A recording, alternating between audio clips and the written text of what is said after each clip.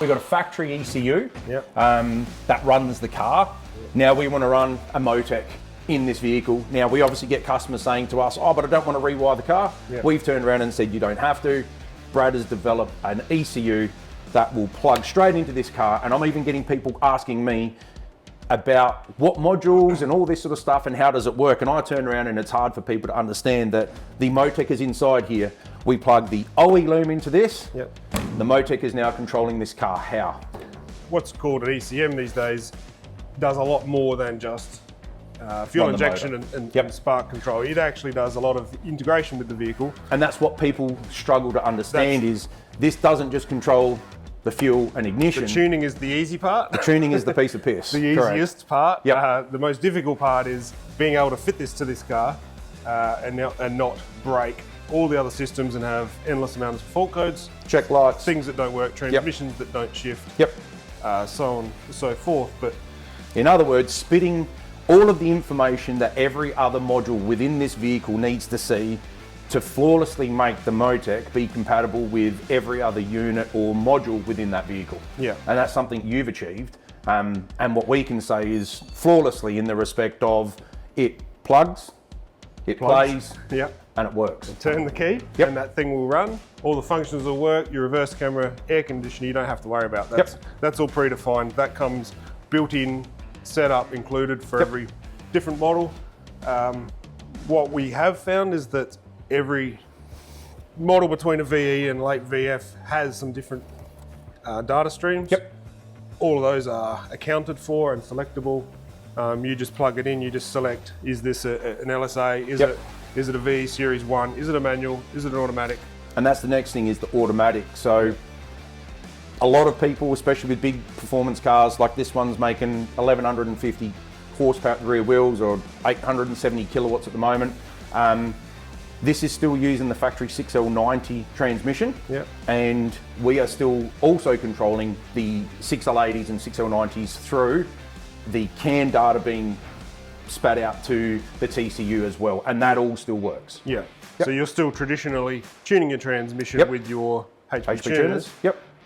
This is providing the transmission the information, but also responding to torque requests. So when it wants to shift a gear, clutch protection steps in, it says reduce the engine power. You can close the throttle, you can retard timing, you can cut fuel, cut spark in any way, shape or form that you wish. So guys need to still understand that, especially at a level like this, a big horsepower, we still tune and we still do the modules with the fuel pump side. So this doesn't replace the vehicle like a race car. It is still integrating into the factory vehicle. It still uses the factory modules from the fuel pump control modules through to the handbrake, through to TCUs and everything else. This is mimicking the factory ECU where it is a true plug and play. You hop in, we have full Motec control over the engine, traction control, boost control, launch control, all of that stuff, functionality is still in here.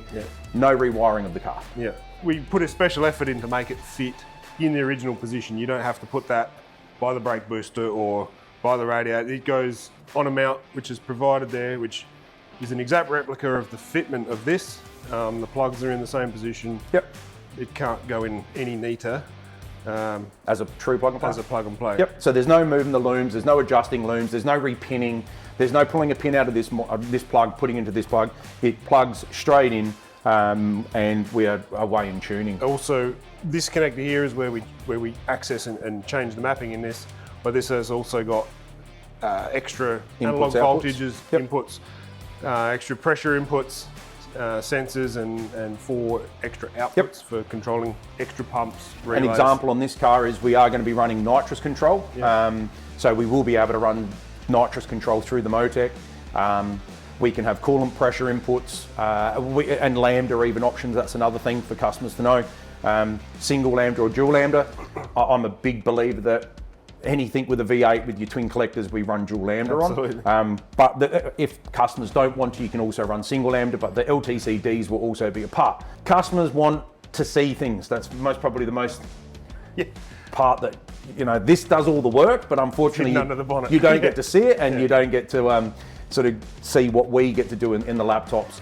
But the thing that customers really like, and what I actually think is very important, is the dashes for warnings, data, and for the customer to physically see it. So if they're hurtling down roll racing or the drag strip, and this thing lays over on oil pressure, and this is another thing we need to touch on with customers, is the engine protection with the Motec is possibly one of the main reasons we also wanted to work with you, was to protect the assets of what our customers have spent under these engine bays. Like, they're not $5,000 builds, they're $80, $90, $100,000 builds. So the factory ECU's limitation when it comes to protecting oil, fuel pressure, and so on, engine temperatures, where we're going to have the ability now to shut an oil pressure problem, a fuel pressure problem, we can do an engine over temperature problem, we can do an oil temp problem.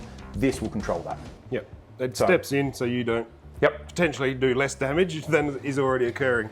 So we say to customers, an oil pressure light's great at idle. Now, if you're going to 6 pound or 7 pound of oil pressure at idle, 6 or 7 pound of oil pressure at 7,800 RPM producing 1,500 horsepower at the crank is soon going to spit a rod out the side or damage a bearing, where like what you've done with this to get it to work, we can now have full protection. We can pull the throttle off, and we don't have to wait to 6 PSI. We can program the vehicle at 7,000 RPM to say at 50 PSI, if we see an oil pressure issue, we're going to pull the throttle.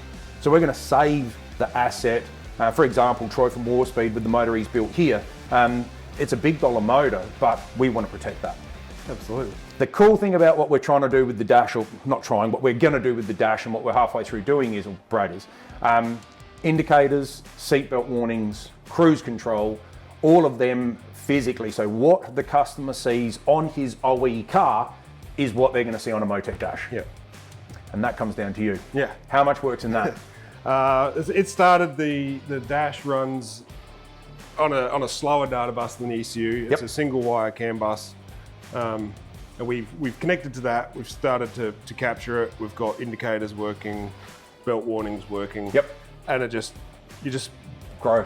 Make observations. You make the car do things to bring a light on, and then you mimic the operation of that. You program that into the Motec dash, and then you don't know anything else different is actually happening. So not only are customers going to be able to have the protection in the ECU, in other words, back on a factory ECU, you're waiting for a light, and the customer either has to hear, see, or get off the throttle. The ECU is going to control it. But not only that, with the dash, the customers are going to be able to see it. So if you do have a warning of an low oil, low fuel, that warning is going to come up on the dash. Glaring and obvious. And they're going to see it. So if a customer's hurtling down the track and he's 1,500 horsepower down there, and all of a sudden it lays the throttle over, he is going to have the warning on the dash. Now, I've got to stress to customers that, or people looking at wanting to go down this route, is it's not going to be like a normal dash where you're going to have it mounted in front of your factory dash because you're still going to keep all of your factory stuff. It is going to be a true dash that will have everything displayed on it that your factory dash does. Yep. So you will be able to run the Mako rear surround and put your C127 or your 1212 in to be able to have the full integration, not only with the M150 controlling motor, but the M150 spitting the data out to be able to display everything onto the dash. That's the exciting bit. For our customers, we want them and you guys to be able to see and have your trans temps, your oil temperatures, your coolant temperatures, your fuel pressures, lambda displayed. Everything will be displayed on that dash for you to see. And it also helps with diagnostics. Yep. So you pretty immediately get an indication and an overview of what's happening. You don't have to plug in. You don't have to have the laptop in the passenger seat. Yep. So gone are you can physically see the data on the dash rather than trying to look at your lappy. On the transmission side, we've captured as many usable signals as we think we need. We've got input shaft speed, we've got the reported gear ratio, we've got transmission oil temperature, output shaft speed, whether it's in sport mode, whether it's using the paddles. Yep. Everything is there. The reported gear ratio is cool because when these things are shifting gear, you get a variable ratio which is reported via the TCU, and that goes then into the traction control. Auto calculation. Yep. And then so the traction control is varying as it changes gear. Yep. Versus having one gear then the next, it blends between them. and we'll obviously be able to do torque by the gear if you wanted to go down the track of torque request. Yep. I know that's a big thing at the moment with another ECU. They're claiming awesomeness with the torque side of things, but obviously Motec's been doing it for years with the R35 GDR and so on. But you can either do torque request, boost request, and we are actually going to have a play with this one, a supercharged vehicle with commanded boost. Yeah, using a proper boost control. Using boost control. We won't get into how we're going to do it, but one of the flaws with a supercharger is it's a ratio from crankshaft to supercharger pulley, so it'll give a given RPM to that supercharger on the scrolls that will give us the boost. The problem with that is it's not like a turboed car, but we can pull 10 pound out of it by the wastegate control. This will be having some stuff done within the tune that we're going to do a boost control request through throttle. And hopefully we can get it to work where we can request boost through the vehicle. Whatever gear you're in, we'll have a different boost target. Yep. So cool stuff like that. And that's the things that we can't achieve through a factory ECU. And that's the reason we have to go through the Motec M150 to be able to get that flexibility for what we want to be able to desire from these cars. It's also just starting out too, so as we get more runs on the board, I'm sure you're going to come up with more things that you turn around and say, hey, we need this functionality. And with the M1 development platform, that's given us that freedom to add whatever controls we think we need. And that's a huge part. And for us is customer support. So, and we're the customer of yours, where I guess in the past with other companies is if you do have issues and stuff like that, having the customer support where I can ring you up, or we could be at the track together, or Josh could be doing something and he says, oh, can Brad do this? Well, having that support from you is good to be able to develop a package for the customers where they can have something that's going to be pretty refined. And we can work on that with your development package, or you can do it with the development package. Especially with Brad being local to us and having someone that can support their product is most probably one of the most important parts to doing stuff like this. Because if you don't have the support from the person that's doing the development software, you're pretty much screwed. You're pretty much stuck. You know, so and that's a story we hear all too often about custom solutions that are lacking the guy at the other end helping out. Or they're lacking the solution.